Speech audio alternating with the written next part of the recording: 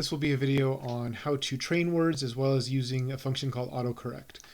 So training is very simple. I'm assuming most of you know how to use training, but if you don't, you just highlight whatever word you're trying to get it to recognize, and then you say train that. A little box will come up, and you'll click the go button, you say the word, then it kind of beeps at you, you click go again, then you say the word, and you click complete. The trick to using train mode is you want to train both the correct word that you're trying to get it to recognize as well as the one that it keeps erroneously recognizing for you. So I won't spend too much time on this, but if unicorn was the word you're trying to do, you want to have your microphone on. Train that. Unicorn. Unicorn. And maybe unicornuit is the word that I was trying to get it to recognize. Unicornuit. Unicornuit. Train that. Unicornuit. Unicornuit. So you can see that little green light flashed in the dialog box, and that means hopefully it's trained. Sometimes it takes more than one time. The other function is going to be called autocorrect. I think this is one that more people are unfamiliar with. It's very helpful. So once again, I'm going to have the word that I'm trying to correct here. So I'm going to right click it after selecting it and then go to autocorrect. Now, the trick with autocorrect, the typical way it's meant to be used is kind of just you replace one word with another. The way that it's much more helpful, in my opinion, is it can be used to trigger kind of like mini macros. So you can have one word that triggers an entire sentence or several words. You can also use it to capitalize. So you can force, for example, the word comparison. If you want it to be always in capitalization, full caps in your reports, you can force it that anytime it hears you say comparison, it'll be in all caps. Or some of us like to have certain things in the impression that are capitalized in all caps. For example, when I say cholecystitis or appendicitis or diverticulitis, I just prefer to have those words in all caps. So I force them to be that way using autocorrect. So you can see I'll go down to here to appendicitis. Actually, I don't think I can search it that way. I'll come down here. Here we go. Here's appendicitis.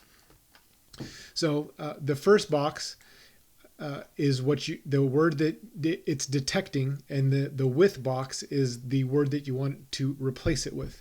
This checkbox over here, the IC, indicates ignore caps.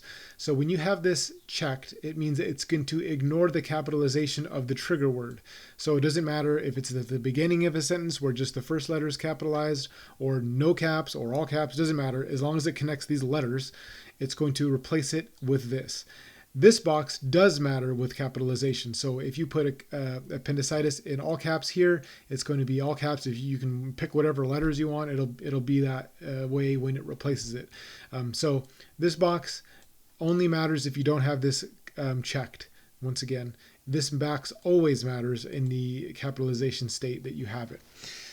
So another way that it's useful is for example, let's say in the brain, we all have our ways that we like to describe atrophy and periventricular disease.